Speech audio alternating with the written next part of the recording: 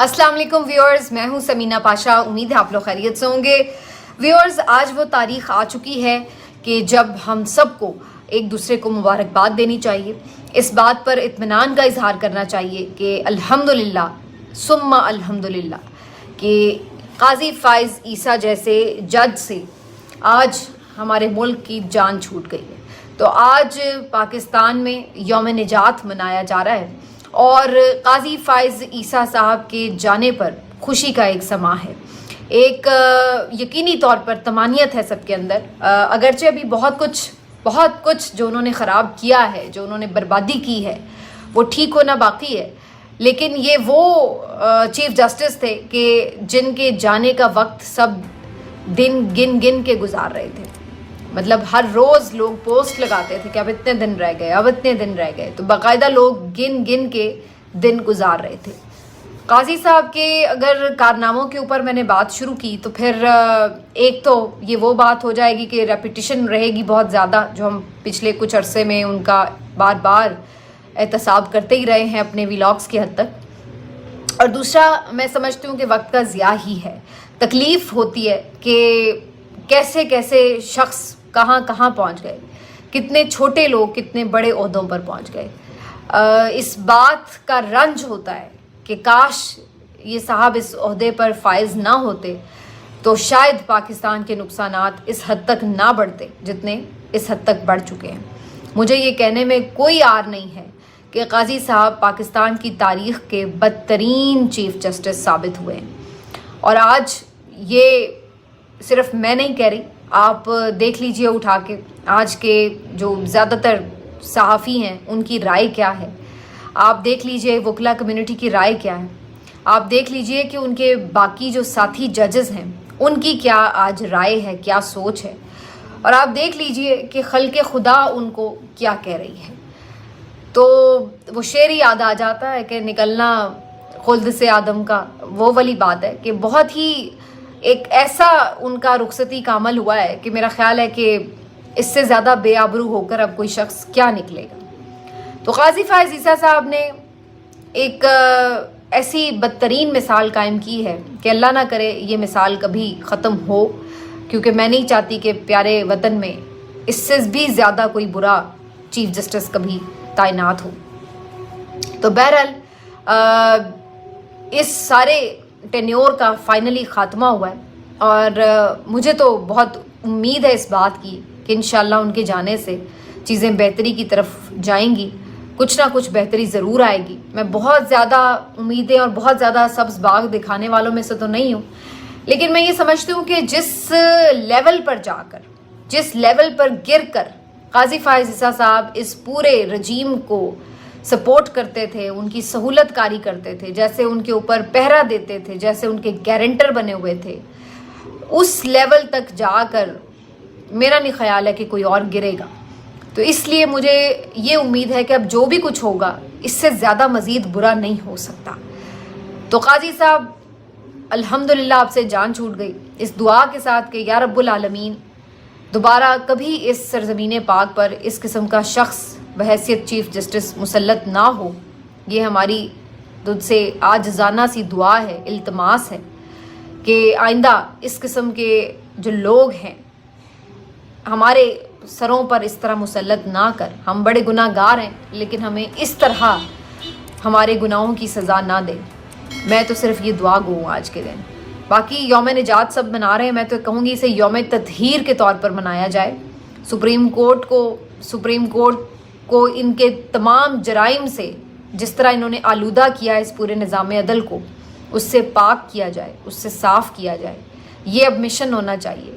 जो नुकसान ये पहुंचा चुके हैं उसको समेटने में बहुत टाइम लगेगा। और जो जजेस इस वक्त मौजूद हैं उनमें से बहुत सारे जजेस ऐसे हैं जो उस अपने इदारे की मकाम के लिए, उसकी इज़्ज़त के लिए कुछ करना चाहते होंगे यकीनन, तो उनको थोड़ा वक्त लगेगा ये गंद समेटते हुए जो काजी साहब ने फैलाया है। तो बहरहाल काजी साहब की रुखसती हुई। काजी साहब को अल्लाह ने इतना बड़ा मनसब दिया, लेकिन उनकी बदकिस्मती कि ना वो काजी साबित हुए क्योंकि वो इंसाफ नहीं कर सके, ना वो अच्छे मकाम पर फायज हो सके, बल्कि ऐसे चीफ जस्टिस बने کہ جن کو عہدے پر بیٹھے ہوئے لعنتیں سمیٹنی پڑیں، اور نہ ہی ان کے اندر عیسیٰ والی کوئی مسیحائی نظر آئی، بلکہ ہم نے دیکھا کہ انہوں نے لوگوں کو صرف اذیت پہنچائی، تکلیف پہنچائی۔ ان کے دور میں لوگ تڑپتے رہے، عدل کے لیے پکارتے رہے، اور وہ خاموش تماشائی نہ صرف بنے رہے بلکہ ظالم کا ہاتھ اور مضبوط کرتے چلے گئے۔ اور اب ان کے ساتھ جو جرائم میں ملوث لوگ ہیں وہ خود اس بات کی گواہیاں دے رہے ہیں آ کے کہ قاضی صاحب یہ سب ہمارے لیے کرتے رہے ہیں، اور ابھی تو یہ شروعات ہے، آگے آپ دیکھیے گا کہ کس طرح سے پرتیں کھلتی چلی جائیں گی۔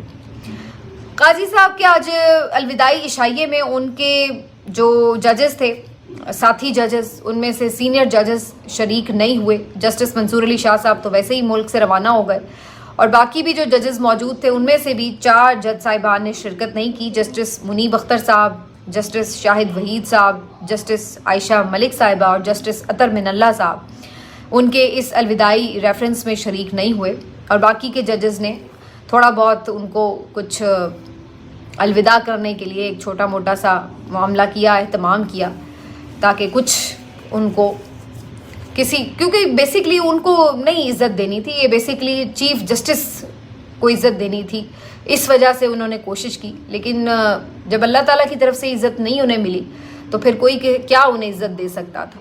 اللہ نے تو انہیں ایک مقام دیا تھا، انہوں نے خود ہی اپنے لیے ذلت سمیٹی، تو اب کوئی کیا کر سکتا ہے؟ تو بہرحال آج سر جھکائے ہوئے بڑے خاموش سے وہ اس عشائیے میں شریک تھے، اور بڑا سخت پہرا تھا کہ کوئی رپورٹر نہ آ سکے، کوئی ایسی آواز شامل نہ ہو سکے تقریب میں جو ان کو بدمزہ کر دے۔ تو بہرحال یہ الوداع ہو گیا ان کا، اور جو انہوں نے گل کھلائے اس کے بعد ممکن نہیں ہے کہ وہ ملک میں رہیں، تو اب وہ زیادہ تر وقت آپ کو ملک سے باہر ہی دکھائی دیں گے۔ تو یہ جی آج قاضی فائز عیسیٰ صاحب کا دور تمام ہوا۔ اب انشاءاللہ پاکستان کے لیے بھی، پاکستان کی عدلیہ کے لیے بھی ایک نئے دور کا آغاز ہے۔ جسٹس یحییٰ آفریدی کے لیے اب ایک نیا چیلنج ہے، کیونکہ جو یہ 26ویں آئینی ترمیم کا آخری گناہ کر گئے ہیں قاضی فائز عیسیٰ صاحب، اس کو کیسے اب سنبھالنا ہے، کیسے سمیٹنا ہے، یہ ایک بہت بڑا چیلنج ہے۔ ایک تو جسٹس منصور علی شاہ صاحب نے جو آخری خط لکھا ہے اس میں انہوں نے قاضی صاحب کے نام ویسے تو خط لکھا تھا، لیکن ظاہر ہے اب جو اگلے چیف جسٹس ہیں ان کو دیکھنا پڑے گا کہ پریکٹس اینڈ پروسیجر کے لیے فل کورٹ بلائی جائے، آئینی ترمیم کے لیے کیا صورتحال بنائی جائے، کیونکہ بظاہر تو آئینی بینچ کی تشکیل جوڈیشل کمیشن نے کرنی ہے، لیکن جوڈیشل کمیشن کی تشکیل کیسے ہوگی، کیونکہ اس کے اندر تو خود جو آئینی بینچ کا سربراہ ہے وہ بھی ممبر ہے، تو بھائی جب وہ ہے ہی نہیں تو جوڈیشل کمیشن مکمل نہیں ہوگا۔ اب اگر آئینی بینچ کا سربراہ آپ لگا دیتے ہیں کوئی بھی اپوائنٹ کر کے، تو پھر جوڈیشل کمیشن جو ہے وہ آئینی بینچ کے سربراہ کے لیے ہی تو بیٹھنا تھا، تو پھر وہ کیسے بیٹھے گا؟ تو اب یہ ایک عجیب سا حکم ہے جو اس ترمیم میں موجود ہے، دیگر بہت سارے لکونوں کے ساتھ، اور اس پہ آئین خاموش تھا۔ آج وزارت قانون کی طرف سے ایک وضاحت جاری کی گئی کہ جی اس کا مطلب ہے کہ اگلے جو جج ہیں وہی ہوں گے، کیونکہ جو ججز کو چیف جسٹس کے طور پر کنسیڈر نہیں کیا گیا وہ تو بہرحال نہیں ہو سکتے۔ تو بھئی یہ کہاں لکھا ہے ترمیم میں؟ تو ایسا کچھ نہیں ہے، اور اگر یہ تشریح ہے تو تشریح کرنے کی وزارت قانون کے پاس تو کوئی ایسی کیپیسٹی نہیں ہے، یہ اختیار تو سپریم کورٹ کا ہے کہ پھر وہ تشریح کرے کہ اس کا کیا مطلب ہو سکتا ہے۔ تو بہرحال بہت سارے لکونے ہیں، اور اس میں ابھی تو کون سا آئینی بینچ میں جایا کرے گا مقدمہ، جو دونوں طرح کے مقدمات ہوں گے وہ کیسے جائیں گے، آئینی بینچز کی تشکیل، اور اتنے الجھاؤ ہیں۔ تو یہ سارے اب جو جال بن کے ارد گرد جسٹس یحییٰ آفریدی کے قاضی صاحب خود تو چلے گئے ایکسٹینشن کی حسرت دل میں لیے، اب جسٹس یحییٰ آفریدی کے لیے البتہ یہ چیلنجز ہیں کہ وہ ان سے کیسے نمٹتے ہیں۔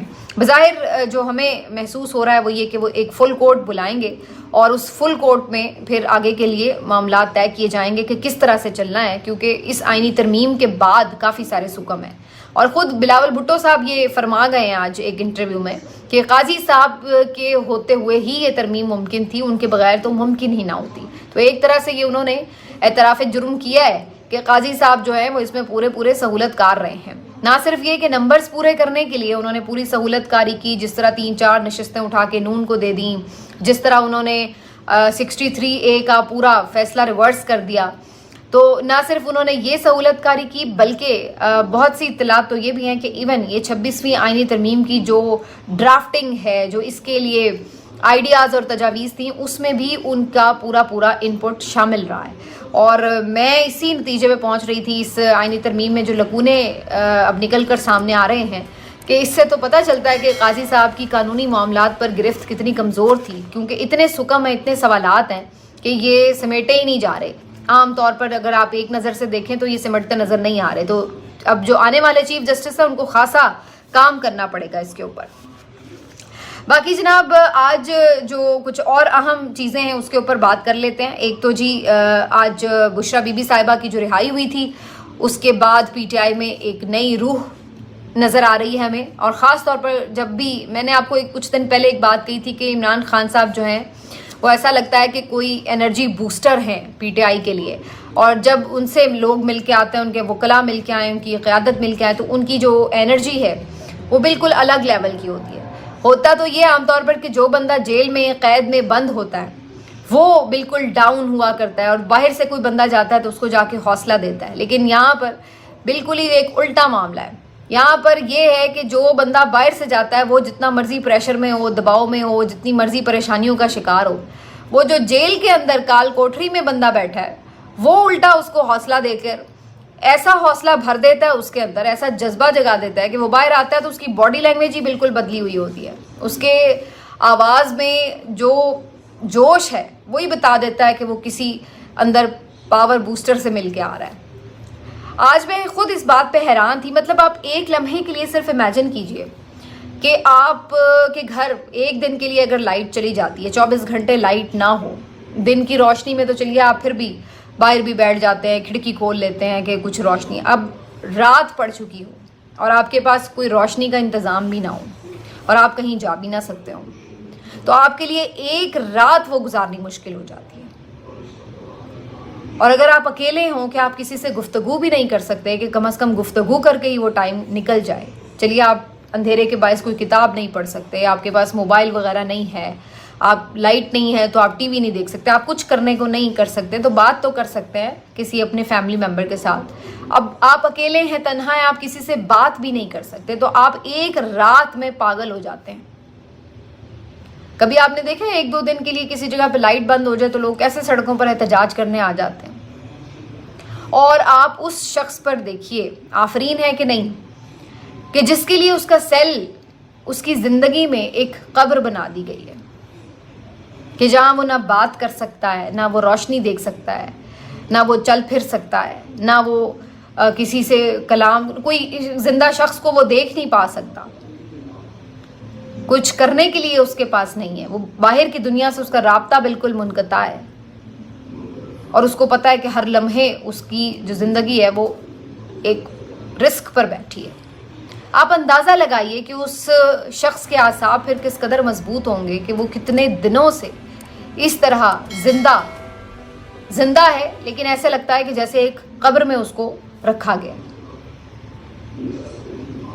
اس طرح کی اس کی حالت ہے.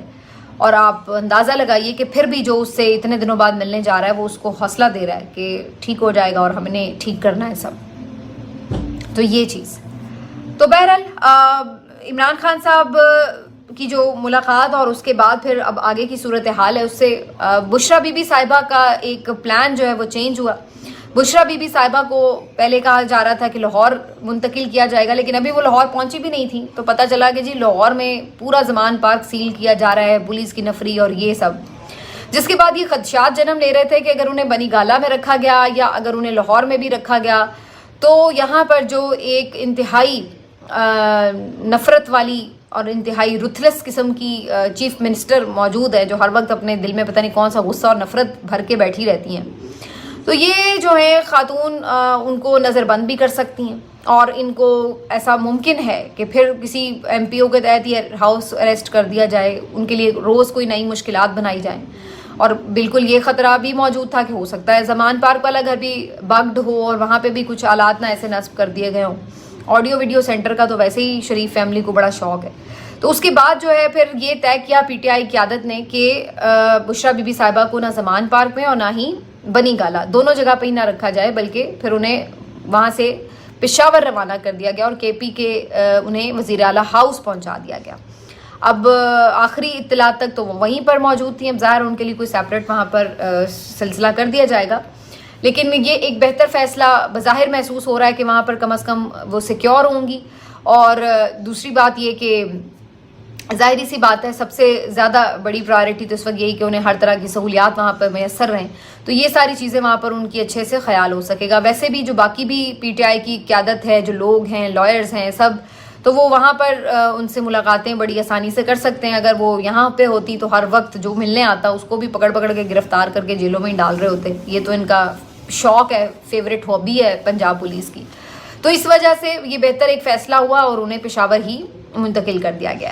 اب اس بات پر آ جائیے کہ اس سارے دوران میں کیا کچھ مزید ہوا ہے. ایسا لگ رہا ہے بظاہر کہ ایک پریشر جو ہے وہ حکومت کے اوپر بڑھا ہے, جس کی وجہ سے حکومت کچھ کام کرنے پر مجبور ہوئی ہے, اور انہی میں سے ایک کام یہ بھی تھا. ایک جو خبر اس میں آئی ہے بڑی امپورٹنٹ, وہ یہ کہ امریکی کانگریس کے 60 سے زائد اراکین نے ایک خط صدر جو بائیڈن کے نام لکھا ہے, اور اس میں انہوں نے عمران خان صاحب کی رہائی کا بھی مطالبہ کیا. اس کے ساتھ ساتھ جو بنیادی انسانی حقوق کی خلاف ورزیاں ہو رہی ہیں ملک میں, اس سے متعلق بھی انہوں نے سوال اٹھائے ہیں. اور ساتھ ہی ساتھ جو 8 فروری کا الیکشن ہے اس میں ہونے والی بے ضابطگیوں, بے قاعدگیوں, دھاندلی کے انکشافات کے حوالے سے جو کوئی آڈٹ ہی نہیں ہوا, جو کوئی چیز سامنے ہی نہیں آنے دی جا رہی, اس کے اوپر بھی انہوں نے سوال اٹھایا کہ کیا وجہ ہے کہ اس کے اوپر کوئی انویسٹیگیشن نہیں ہوئی, کوئی رپورٹ سامنے نہیں آئی. تو اس کا بھی انہوں نے مطالبہ کیا ہے. تو یہ آپ کو پتا ہے کہ پہلے جو پارلیمنٹ سے قرارداد ہوئی تھی وہ تو ایک پارلیمنٹ کی سے تھی. اب جو انتظامیہ ہے, یعنی جو آپ کے جو بائیڈن وہاں تو سب سے پاورفل وہی ہے, تو ان تک بھی یہ پہنچایا گیا. تو ایک پریشر جو وہ بڑھ رہا ہے. اسی طرح جو برطانوی رکن پارلیمنٹ ہے ان کے حوالے سے بھی اسی قسم کی خبر آئی ہے, انہوں نے بھی اس کے اوپر آواز بلند کی ہے, پھر سے 20 سے زائد لوگوں نے. اور انٹرنیشنلی اب یہ پریشر بڑھ رہا ہے. اس کے ساتھ ساتھ اب ظاہر ہے کہ کیسز کی بھی ایک لمٹ ہے. آپ کتنی دیر ان کیسز کو چلا سکتے ہیں بغیر کسی ٹھوس ثبوت کے, بغیر کسی خاص شواہد کے, آپ کس طرح کتنی دیر ان کو گھسیٹ سکتے ہیں. تو ان کیسز کا مقصد تو بنیادی طور پر توڑنا ہی ہوتا ہے, لیکن وہ تو نہیں ہوا حاصل آپ کو. تو اب الٹیمیٹلی انہوں نے اپنے ایک لاجیکل اینڈ کی طرف بھی جانا ہے. تو آپ کتنی دیر اس کو کر سکتے ہیں. بہت سے لوگ یہ کہہ رہے ہیں کہ جی یہ انہوں نے بڑا کوئی دریا دلی کا مظاہرہ کیا یا اس طرح. تو بھائی دریا دلی ڈیل تو پھر تب ہوتی کہ اس کے بدلے میں بشرا بی بی نے کیا دیا انہیں. ڈیل کیا کہتے ہیں بھائی, آپ کچھ دو کچھ لو. چلیے یہ تو ہم نے مان لیا کہ چلیں اگر ہم بالفرض سپوز یہ مان لیتے ہیں کہ جی ان کو ڈیل میں رہائی ملی ہے, تو انہوں نے کیا ڈیل میں دیا ہے, کیا دیا ہے. کیا وہ کوئی عمران خان کے خلاف گواہی دینے آ گئیں, یا وہ کوئی خاموش ہو گئیں تو پہلے بڑا وہ بولتی تھی. وہ کون سا کوئی آ کے پریس کانفرنس کرتی تھیں جو اب وہ چپ کر کے رہیں گی. تو انہوں نے تو کیا دیا آپ کو, انہوں نے تو کچھ نہیں دیا. تو اصل بات یہ ہے کہ پھر انہوں نے آپ کو بیسکلی شکست دی ہے, اس کے علاوہ کچھ نہیں. کہ آپ کو الٹیمیٹلی ان کے استقامت کے سامنے, ان کے حوصلے کے سامنے گھٹنے ٹیکنے پڑے اور رہا کرنا پڑا ہے. اب آپ اس کو اپنا دریا دلی کہیں, اپنا ظرف کہیں, یا اپنی شکست کہیں, جو بھی آپ نام دے کر اپنے آپ کو کور کریں, لیکن حقیقت تو یہی ہے کہ جب کچھ اور نہیں بن پڑا تو اب آپ کو رہا کرنا پڑا.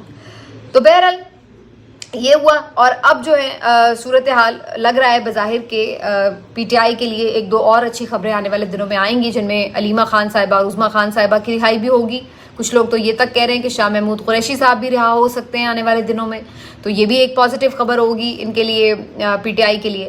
تو یہ چیزیں جو ہیں وہ چل رہی ہیں. اسی طرح کا اندیا آج ندیم افضل چند صاحب بھی دے رہے تھے ایک پروگرام میں, اور انہوں نے بھی یہ بات کی کہ آئندہ آنے والے دنوں میں کچھ چینجز آپ دیکھیں گے, پی ٹی آئی کے لیے کچھ اسپیس بھی بنے گی. اور انہوں نے ایون اپنے بھی حوالے سے انہوں نے ایک انکشاف دلچسپ کیا کہ ہو سکتا ہے کہ پیپلز پارٹی بھی آپ کو کوئی سرپرائز دے. اور اس پہ تو بہت سے لوگ پہلے یہ خبریں دے رہے ہیں کہ ہو سکتا ہے بلاول کو وزیر اعظم بنانے کی تیاری ہو, آئینی ترمیم کے عوض یہ بات کی جا رہی تھی اس وقت بھی. تو یہ تو خیر ابھی دور کی بات ہے کہ کیا اس سلسلے میں ہوتا ہے, لیکن بہرحال آنے والے دنوں میں کچھ مزید خبریں جو ہے وہ پی ٹی آئی کے لیے اچھی نظر آتی ہیں. آخر میں صرف ایک دلچسپ خبر کہ نواز شریف صاحب بھی جو ہیں وہ روانہ ہو رہے ہیں. اور میں یہ نوٹس کر رہی تھی کہ آپ دیکھیے کہ نواز شریف صاحب کا اور قاضی صاحب کا کیا کنیکشن تھا ویسے, کہ ایون شہباز شریف صاحب وزیر اعظم تھے, اپنی حکومت بھی تھی, چیزیں بہتر ہو چکی تھی, اسٹیبلشمنٹ کے ساتھ ڈیل ہو چکی تھی, پھر بھی نواز شریف صاحب واپس نہیں آ رہے تھے. جتنی دفعہ بھی ان کے لوگوں نے کہا کہ جی اب تو پی ڈی ایم کی حکومت ہے آپ آ جائیے, پھر بھی وہ نہیں آ رہے تھے. حتیٰ کہ جب پنجاب حکومت بھی ختم ہو گئی تھی, اسمبلی ڈیزالو ہو گئی تھی, تو پھر تو نگران حکومت آ گئی تھی, پھر بھی نہیں آ رہے تھے نواز شریف صاحب. اور نواز شریف صاحب کب واپس آئے لندن سے؟ جب قاضی فائز عیسیٰ نے اپنے عہدے کا حلف اٹھا لیا. تو آپ اندازہ لگائیے کہ قاضی صاحب جو ہیں وہ میاں صاحب نے انتظار کیا قاضی صاحب کا کہ وہ آئیں گے، وہ عہدے کا حلف اٹھائیں گے تو وہ آئیں گے. وہ اتنا ان کو ٹرسٹ کرتے تھے. اور مزے کی بات، جتنی دیر قاضی صاحب چیف جسٹس رہے ہیں، میاں صاحب ملک کے اندر رہے ہیں، ادھر قاضی صاحب کے جانے کا وقت ہوا تو ادھر میاں صاحب بھی اڑن چھو ہو گئے اور انہوں نے بھی اپنے ٹکٹ کٹا لیے. ایسے کہ جیسے ان کو اس بات کا خدشہ ہے کہ کوئی بھی آزاد جج یا کوئی بھی قاضی صاحب کے علاوہ ہوگا تو جیسے کوئی ان کی بچت کا امکان ہی نہیں ہے. کس بات کا انہیں خوف ہے، یہ بات سمجھ سے باہر ہے. لیکن یہ دلچسپ بات ہے کہ ان کا آنا بھی اور ان کا جانا بھی وہ قاضی صاحب کے ساتھ ہی منسوب تھا. اور اسی وجہ سے اب وہ واپس اپنے آبائی وطن لندن روانہ ہو گئے ہیں. اور ابھی فی الحال بہت جلدی تو مجھے وہ واپس بھی آتے ہوئے نظر نہیں آ رہے. ملتے ہیں آپ سے اگلے ویلاگ میں. اپنا خیال رکھیے. اللہ.